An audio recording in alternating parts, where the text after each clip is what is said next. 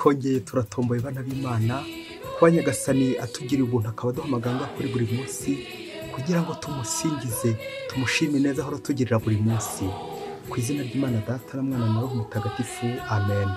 Amahoro bana b'Imana, ni muhumure, Imana ije kudukiza. Icyo Nyagasani dushakaho nuko twaguma muri we tukizigamira ubukungu buva ku Mana uyu munsi. Ngo urwandiko rw'urukundo Imana twandikiye kuri uyu wa mbere w'icyumweru cya 29 tariki 17 ukwakira 2022 ubwo duhimbaza mutagatifu Inyasi wa Antiokia, umwepiskopi nyine wa Antiokia.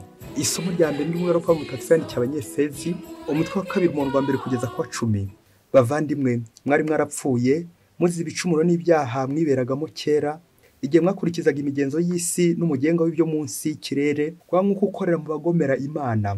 Kandi natwe twese kera twari tumeze nkabo dukurikira irari ry'umubiri wacu, dukora gusa iby'umubiri ushaka n'ibyifuzo byawo bibi.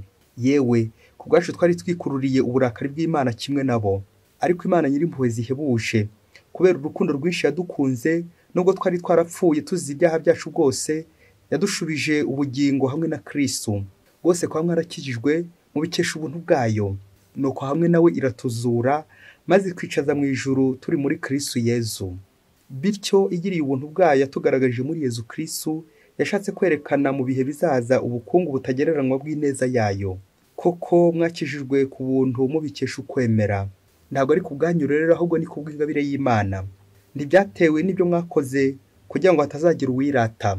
Koko rero Imana niyo yaduhanze, kandi twaremewe muri Kristo Yezu kugira ngo dushishikare ibikorwa byiza Imana yateguye kuva kera igira ngo bijye bituranga iteka. Iryo ni ijambo ry'Imana. Zaburi ni 100. Uhora niwe waturemye, none turabe. Nimusingize Uhoraho abantu b'isi yose, nimumugaragire mwishimye, nimumusanganize impundu z'ibyishimo. Nimwemere ko Uhoraho ari we Mana, niwe waturemye none turabe, turi umuryango we n'ubushyo yiragiriye. Nimutahe amarembo ye mumushimira, mwinjirane ibisingizo mu ngombe ze, mumusingize murata izina rye. Kuko Uhoraho ari umugwaneza, urukundo rwe ruhoraho iteka, ubudahemuka bwe bugahoraho uko ibihe bigenda bisimburana. Uhoraho niwe waturemye none turabe. Nyagasani Yezu nabane namwe. Amagambo mu Ivanjili ntagatifu ko yanditswe na Luka umutwe wa 12 umurongo wa 13 kugeza ku 21. Muri icyo gihe umwe muri rubanda abwira Yezu ati, mwigisha, mbwirira umuvandimwe wanjye tugabane umurage wacu. Ariko aramusubiza ati, wa muntu we, ninde wangize umucamanza wanyu cyangwa ngo mbagabanye ibyanyu? Yungamo ati, muramenye mwirinde kugira irari ry'ibintu, kuko naho umuntu yatunga ibintu byinshi bite, ntabwo ari byo byamubeshaho. Nuko abacira uyu mugani ati, habayeho umuntu w'umukungu wari wejeje imyaka myinshi. Aribaza ati, ndagira nte ko ari ntawe mfite mpunika imyaka yanjye? Nuko aribwira ati, dore uko ngiye kubigenza, ndasenya ibigega mfite nubake ibindi bibiruta, mbonike mu ingano zanjye n'ibindi bintu byanjye byose, maze nzibwire nti, dore mfite ibintu byinshi mpunitse bizamaze igihe kirekire. Ubu ngiye kuruhuka, njye nywe ndabagire. Ariko Imana iramubwira iti, wakibura bwenge we, muri iri joro uri bunyaga ubuzima bwawe. Ubwo se ibyo wahunitse bizaba ibyande? Ngo uko bimerera umuntu wikungahaza ubwe aho guharanira ubukungu buva ku Mana. Iyo ni Ivanjili ntagatifu. Ngo uko bimerera umuntu wikungahaza ubwe aho guharanira ubukungu buva ku Mana. Amen, amen, amen. Bakristo bavandimwe, Yezu Kristo akuzwe. Aha tugeze ni kuri buri munsi tuje gushakashaka Yezu Kristo we bukungu nyakuri. Nitumubona tumushyira abandi. Iyo tubonye Yezu Kristo ubukungu nyakuri tumushyira abandi, bityo abandi tukabashyira ubukungu, tukabayobora kuri Yezu Kristo. Kujya kuri Kristo, kumugeraho ndetse no kumugezaho abandi. Ngubwo ubutumwa Kristo agomba gukora buri munsi. Nkabona Imana narangiza nkayereka abandi. Ibintu byose uzajya ukora mu Kristo umuvandimwe, ujye ukoma agatima hehe kwijuru. Wasinzira ukoma agatima kwijuru, ndetse wanarota nyine ukaba warota ijuru. Wasanga utararota uri nko mu ijuru, wasanga uri nka padiri utararota uri nko gusoma misa. Aha bya bindi bavuga ngo umutindi arota icyo ashoje. Nibyo koko mu Kristo umuvandimwe, nizo zishobora gukwereka aho ubuzima bwawe bwerekera, ibyo burarikiye buri munsi, ukomeze buri munsi. Umutindi nyine arota icyo ashoje, bishatse kuvuga ngo ibyo ubamo ukomeze burya bigira uburyo byigaragaza za nzozi zawe. Uko uzamera nyine bitangira hakiri kare, bya bindi byuko ibijya gushya birashyuha. Ikindi kandi yamvuga ugira iti igihuru kizabyara igihunyira ukibona hakiri kare. Nguko uko ubuzima butubamo bugira ahantu butwerekeza uko tuzabaho hakurya y'imva. Ushobora gutangira umenya ukiri hano ku isi, burya uburyo uba hano ku isi nibwo buzakwereka uburyo uzaba hakurya y'imva. Uzajya mu muriro cyangwa uzajya hehe mu ijuru. Igihuru kizabyara igihunyira ukibona hakiri kare. Amasomo y'umunsi araza kumbaza ikibazo kigira kiti niyehe njya nizigamira, niyehe njya nizigamira ubukungu. Ibibazo birinze kwibaza uyu munsi: mbikiye he kandi mbikiye kwande? Nizigamiye he kandi nzigamye kwande? Nizigamira kwa Kristo cyangwa nizigamira kwa Sekibi? Ibaze nanjye nibaze. Nitwizigamire ubukungu buva hehe? Buva mu ijuru. Umuhanga yaravuze ati ngo burya hari ibintu bibiri, yewe nawe waza gushyiraho ibindi byawe, ngo hari ibintu bibiri inshuti nubwo mwaba inshuti kahe inkoramutima zahe, ngo hari ibintu bibiri inshuti zitajya zibwirana. Uwo mugendana w'umusangira ngaho nawe utekereza ku bintu bibiri utaramubwira, utajya umuganirizaho. Ibyo bintu bibiri ngo ni ibi ngibi, nawe ucunge koko wasanga nawe ibyo bintu bibiri utajya ubiganirizaho inshuti yawe, cyangwa mutajya mu biganiro n'inshuti yawe, cyangwa mu biganiraho bya nyirarureshwa. Ibintu bibiri utaganirizaho inshuti yawe: source de ta richesse et la sexualité. Comment tu vis ta sexualité? Ngo ukuntu ubona ubukire ndetse n'ukuntu ubaho mu byifuzo by'umubiri, urangiza irari ry'umubiri. Aho hari umuntu ujya ubiganirizaho ibyo bintu? Ubona ubukire gute bunyuze mu zihe nzira? Ushobora gutinyuka ukabiganiza inshuti yawe magara. Inshuti yawe magara yibwira iki? Wasanga mujya mu ikabare mukigumirayo mukaganira ibyamva he na njya he, iby'imvura n'imiyaga. Ariko ibyo bintu bibiri ntimugize mubiganiraho. Uzi kwisuzuma urebe nawe mu buzima bwawe ubamo, muri komino tubamo, mu rugo rwawe ubamo, wo mubana umugore wawe mubana, ibyo bintu bibiri mujya mubiganiraho uko ubukire bwanyu bwose buteye. Ese nta handi waba urangiriza ibyifuzo by'umubiri? Ese nta hantu waciye mu isezerano bya byuho cya cyuho ya migese iri gutonda? Aho ngaho nyine urangiza ibyifuzo by'umubiri ku buryo budasobanutse, d'une façon désordonnée. Aho ngaho rero ni kwa Sekibi, aho niho hari icyuho. Aha ngibyo tuganira n'inshuti zacu. Inshuti yacu nk'uko tuza kubireba ni Yezu Kristo. Ese Yezu Kristo nyamubwira amabanga ye yose? Niba koko ndi umukristo, Yezu niwe nshuti yanjye koko y'ukuri. Yezu niwe undengera. Yezu koko ni umunyamabanga wanjye. Ibyo bintu bibiri njya bimuganirizaho. Comment je vis la sexualité et comment je trouve la richesse? Ubukungu mbukura hehe? Aha ngibyo bakristo bavandi mu byo masomo y'uyu munsi ubwo duhimbaza mutagatifu Inyasi wa Antiokiya nawe haraniye ingoma y'ijuru, ubukungu buva ku Mana. Turaza kuzirikana rero kuri iyo ngingo aho tugomba kuzigama. Nizigama hehe? Ubukire bwanjye buri hehe? Nizigama kwande? Ninde umbikiye? Ninde umbikiye amafaranga? Ninde umbikiye imitungo? Ninde umbikiye ibyo ntunze? Turaza kubona indwara ikomeye cyane turembeje hafi ya twese, indwara bita irari. Ubukungu buri ubwoko bubiri ushobora kurarikira. Hari ubukungu ku Mana, nkaba nararikira Imana, naba ntomboye rwose ari irari ry'Imana afite. Ariko hari n'irari, irari ry'umubiri, anaryo riganisha ku irari ry'ibintu ndetse n'abantu. Iyo ndwara nayo ireze cyane, nane tugomba kwirinda cyane. Amasomo yombi akoyemo ubwoko bw'irari. Kurarikira ibintu, ngararikira n'abantu nkaza kwibagirwa ubuntu bw'Imana. Nabageze kure. Nizigamiye hehe? Nizigamiye kwande? Ubukire bwanjye mfite mbuzigamiye kwa Sekibi cyangwa mbuzigamiye kuri Yezu Kristo? Ibaze nanjye nibaze.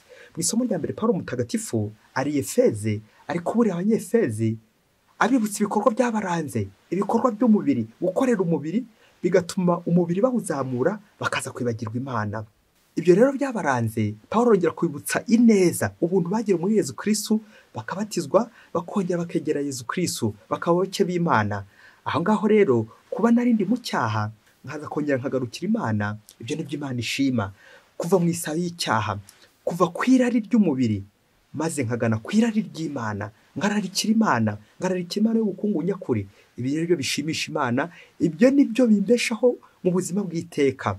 Ngibyo biri hakurya y'imva. Hakurya y'imva hari ubuzima. Ese n'ubuhe buzima?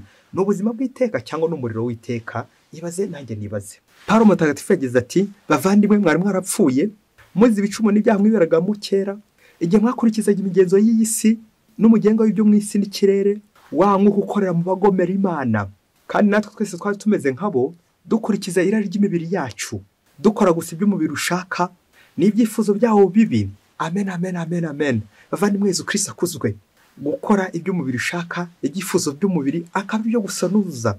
Ariko sindarikira Imana. Naba ngeze kure, naba narapfuye mugani wa Pawulo. umuntu apfa ryari? Umuntu apfa nyine ni uwabuze Imana. burya gupfa ni ukubura Imana. Gukurikiza ibyifuzo by'umubiri, irari ry'umubiri akaryonohokaho, burya mba narapfuye. Pawulo rero muri iri somo aratubwira uburyo Nyagasani yakomeje kutugirira ubuntu, bikaza kurangira nyine za mpuhwe z'Imana, twongeye koga mu mpuhwe z'Imana. ngo umukristo nubwo waba woze mu nyanja y'icyaha, bikaza kurangira Kristo yongeye kugusukura ku bwa batisimu ndetse no kubw'amasakamento duhaga buri gihe, cyane cyane ukarisiya na penetensiya, bituganisha nyine ku buntu bw'Imana. Amasakamento y'ubuntu bw'Imana nyine tukazirikana nyine ubwo buntu heza tugirira kugira ngo yongere agaruke kudukiza. Ese ngiye ni kangahe ngira inyota ya Yezu? Ni kangahe ndarikira Kristo akaba ariwe ndangamira? Kandi nk'umuririmbyi wa Zaburi uyu munsi nkamenya ko Imana ariyo yandemye, ariyo ngomba gupfukamira, ariyo ngomba kurangamira kugira inyota y'Imana. Ubwo umuririmbyi wa Zaburi yagize ati uhora niwe waturemye, none turabe. Amen, amen, amen.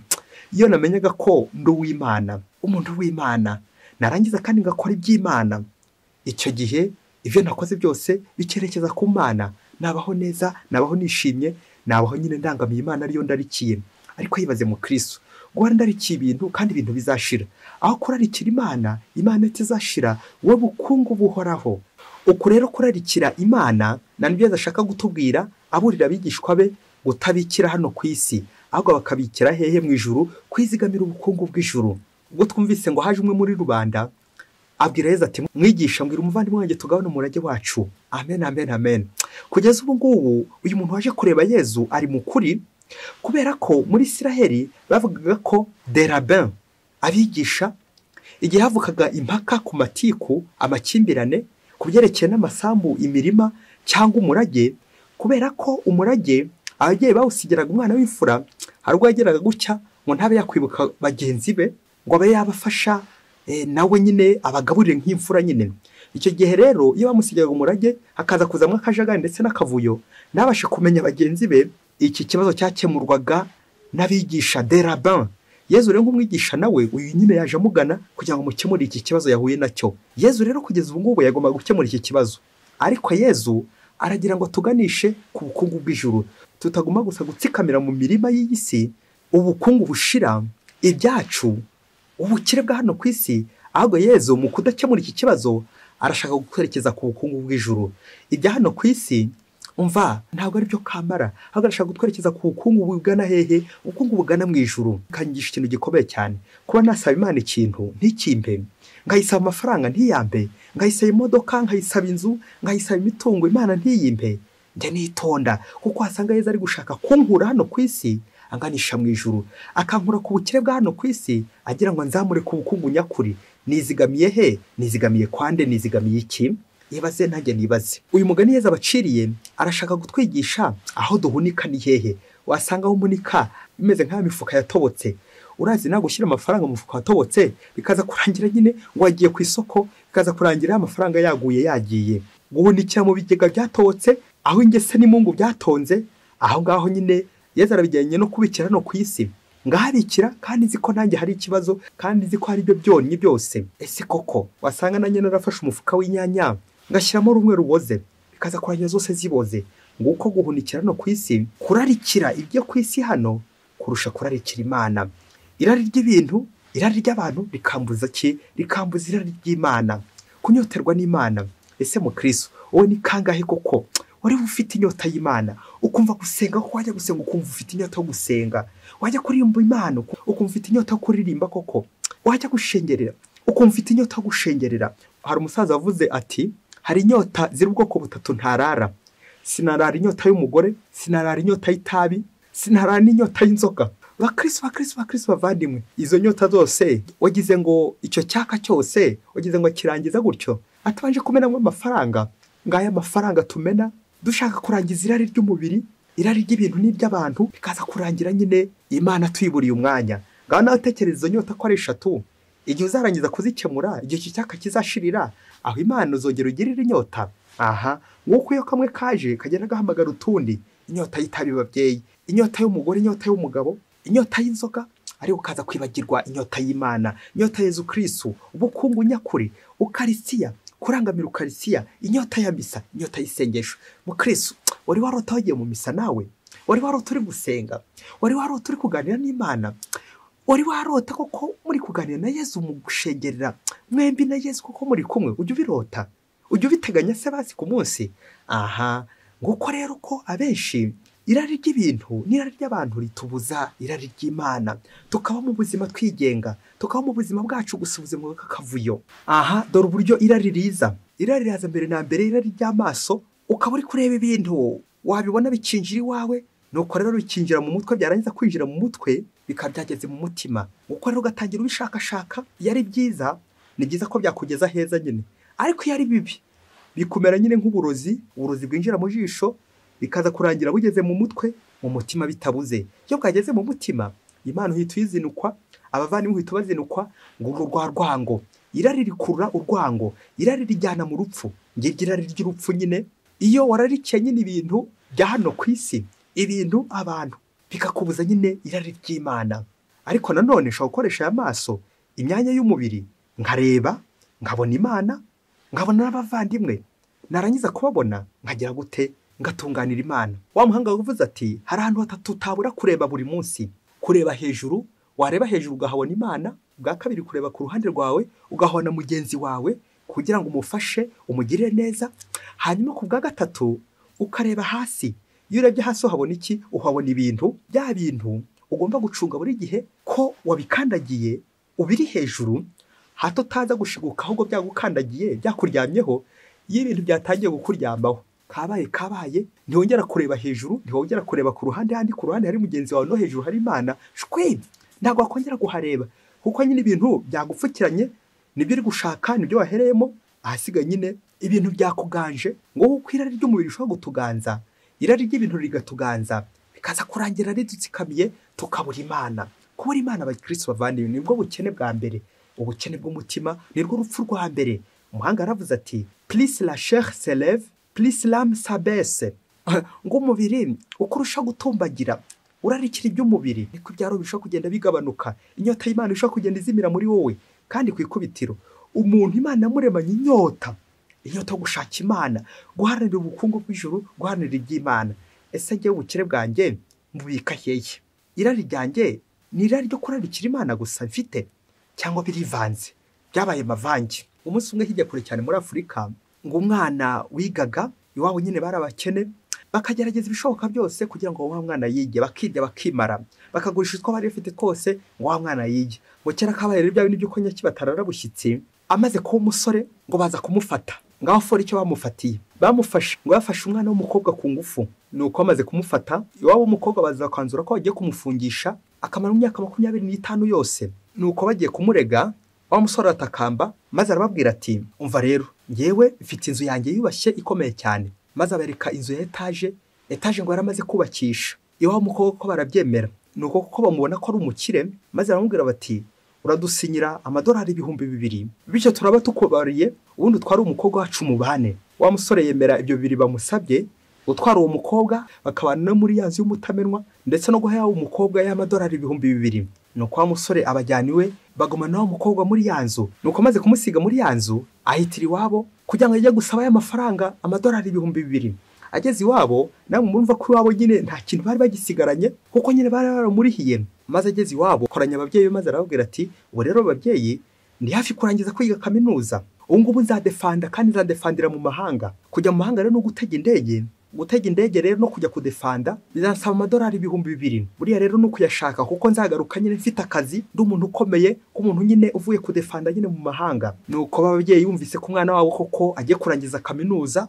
kandi koko agiye kudefanda kugira ngo nyine azagaruke abona akazi ubundi bishoboke ko azanagaruzana bya bintu byose bagiye bamutangaho babyeyi baragenda bagurisha noneho akarima kari gasigaye n'imitungo yabo yose ndetse n'ibindi byinshi babitanga mu ingwate maze bafata amadeni amadolari amaze kuzura bya 2,000 wa musore arayafata ayabagira ingata ashyira iwabo wa mukobwa nuko amureka gutyo ntiyaba kimufunze agumana gutyo nawo mukobwa muri yanzu ya etage babana gutyo nuko rero kera kabaye bamaze gutura nawo mukobwa muri yanzu amaze gutanga y'amadolari 2,000 baraho neza mu mutekano muri yanzu yabo batuje nuko rero igihe kiza kugera wa musore n'ubundi abwira wa mukobwa ati genda n'ubundi usabire y'amafaranga iwanyu ngiye kuyatangana naracishije amashuri kugira ngo nshobore kudefanda niko wa mukobwa koko yose ntibaba bakiyabonye cyakora amubonera amadolari 1000. Nuko wa musore arayatwara agiye kudefanda mu mahanga nk'umuntu wari warize kaminuza nyine. Amaze kugenda, aho yagenda agaca hose agenda areba abakobwa barangaye ngo batarabona abagabo, akabeshya ko afite yanzu, akanayibereka yewe bakaza kuyireba, ubundi bakamuhereza amafaranga, bamwe bakaryamana nawe, abandi bakabyarana, bose bakaza muri yanzu, bakaza guhurira muri yanzu ya etage kuko babonaga nyine ari umukire ufite inzu ya etage. Uwo bataryamanye bakaba babyarana cyangwa akaba yanamuha n'amafaranga. Nuko agenda arundanya, anyuze kuri umwe amucanga, amusaba amafaranga, agenda arundanya ngo agiye hehe kudefanda aho mu mahanga. Igihe rero cyaje kugera, umva babantu bose bamwe yagiye abyarira, abandi yagiye yereka yanzu mu minsi mike bagiye kureba, basanga hakoraniye abagore benshi cyane, babandi bose yagiye anyuraho abeshya. Ntibirangiye aho ngaho, igihe cyaje kugera bose wanzu araza, burya yari yarasigiye wa muntu yanzu ng'umukozi ngo amurebere kugira ngo itajya mu bitagangurirwa, ayikorera amasuku inzu yose. Bose rero ahindukiye asanga abo badamu bose barimo, buri wese mu cyumba cye yacumbitsemo. Nuko bose agira gutya arabirukana bose. Bamaze kubirukana abadamu, nuko umwe ajya ku ivuko, bagiye gushakisha ivuko rya wa musore. Uko bamwe bari bafite abana, bageze wabo wa musore, ngaho nakurura ifoto ukuntu wa musore bagiye kwakira bakazana, bagiye kwakira abana, kandi bari bazi ko umuhungu wabo nyine ari hehe yagiye kudefanda mu mahanga. Kuko bibabera ihurizo, iwabo musore nyine barabanga, banga kubakira kuko nyine bumvaga ari ibinyoma. Umusore wabo yagiye kudefanda ari mu mahanga.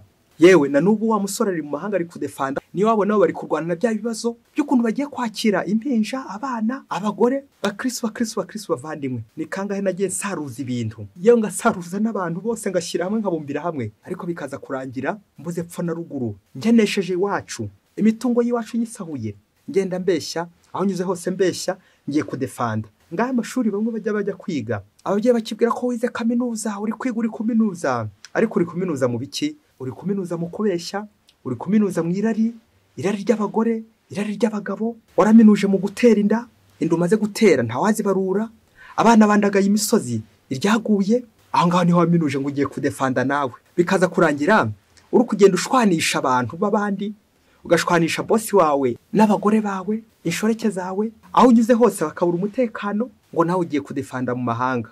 Bakristo bavandimwe, ni kangahe nagiye ncabiranya, uwo tubana simubwiza ukuri, ababyeyi banjye simbabwiza ukuri, bakagurisha ibyabo byose ngo bagiye kundihira, bagiye kunyitangira, ariko ngewe ndi kubarya. Ababyeyi bari gushira, ngiye ndi gushisha, umugore n'abana bari gushira, ariko ngiye ndi gushisha. Narabariye, ndi kugenda umunota kundi mbabeshya. Narangiza nyine ngiye unikira ibyo byose, iyo mitungo yose, abakobwa umukobwa wese ntambutseho, abagabo umugabo wese ntambutseho, nkabyikubira byose. Irari ry'abagabo, irari ry'abagore, irari ry'ibintu byose bikaza kurangira mbuze Imana. Niko mukristo umuvandimwe, umuntu wese wo hacabiranya burya biragoye ko yabona Imana. Ajya kujya gutya nyine akaba ari ibintu gusabona, akabona n'abo bantu, ariko akagira guta akabura Imana. Nguko udashobora kureba hejuru. Kubera iki? Uri kureba ku ruhande, uri kureba no munsi gusa. Ntabwo tugomba kureba gusa, tureba hasi tukareba ku ruhande, kugira ngo bize kudufasha kwegura umutwe, twubura umutwe, turangamira Imana. Ngaho ahantu tutagomba gusiba kureba, ariko hose akaganisha ku Mana. Buri gihe ugahurangamira iby'ijuru, kurangamira Imana, kurangamira iby'ijuru. Ese ngewe imitungo mfite, ubukungu mfite, uwo tubana ndanemubwiye, aho nyura hose ndahamubwira, akamvuga ugira iti ushaka gukira ingeso arayirata. Ese ngewe uburwayi mfite, njya nicara nkareba liste y'uburwayi mfite, irari ngira, irari ry'umubiri, irari ry'ibintu, irari ry'abantu. Ahangaho iryo rari njya nicara nkaryicarira kugira ngo ataba ari ryo ringanza, hato ejo ritazaganza irari ry'Imana riri muri ngewe. Babyeyi, nk'uko abenshi twagiye dupfukirana Imana, tukikura irari ry'umubiri, irari ry'ibintu n'iry'abantu, bikaza kurangira Imana ibuze iwacu mu buzima bwacu. Nibwo tuzatorongera, bikazanya turi kubeshya ngo tujye kudefanda, kandi koko se bwahe bwakajya. Wasanga amashuri nawe uri kwiga arizo diplome nyine uzazuzanye, diplome z'abana, abana bandagaye, utakibasha nawe kumenya umubare wabo, abari mu bihuru, abari mu bigunda, kugenda ubeshya, imitungo ubitse, kaza kurangira warizigamiye gusa ibya hano munsi, Imana warayibagiwe, ijuru shwe. Uyu munsi dufite umutagatifu waharaniye iby'Imana, Mutagatifu Inyasi wa Antiokiya. Batubwira ko yabanye n'intumwa, akurana umutima mwiza n'ishyaka rya kiliziya. Rero mu itotezwa cyane cyane ku itotezwa ry'umwami Trojani bashatse gufata Inyasi umwepiskopi wa Antiyokiya kugira ngo bamwice, bamushumurire intare zimurye. Muri iryo totezwa kugira ngo bazimanganye ubukristo, bazimanganye ry'Imana riba riri muri twebwe. Nuko rero umwami Trojani kubera nyine gukunda ibintu ndetse n'icyubahiro kwa kwizigamira hano ku isi, biza kurangira nyine ashumuriye Inyasi za ntare. Hari intero nziza cyane Inyasi yavuze ituvana ku bintu bya hano ku isi tukarangamira Imana, kwitanga. Nje guhabwa amenyo y'intare ngo zintapfune, ingano basya zigakorwamo umugati, bityo nanjye nkune b'umugati mwiza wa Kristo. Amen, amen, amen. Ngigira ari twese tugomba kugira kurarikira Kristo, nanjye gatunga abandi, nkabera abandi ubuzima. Kubera iki? Nimakaje Yezu wanjye, Yezu niwe mfitiye inyota. Inyasi wa Antiyokiya mutagatifu, udusabire. Mwese Imana ibaho umugisha, Imana Data na Mwana na Roho Mutagatifu. Amen. Padiri Masumbuko Ladislas wa Diyosezi ya Cyangugu.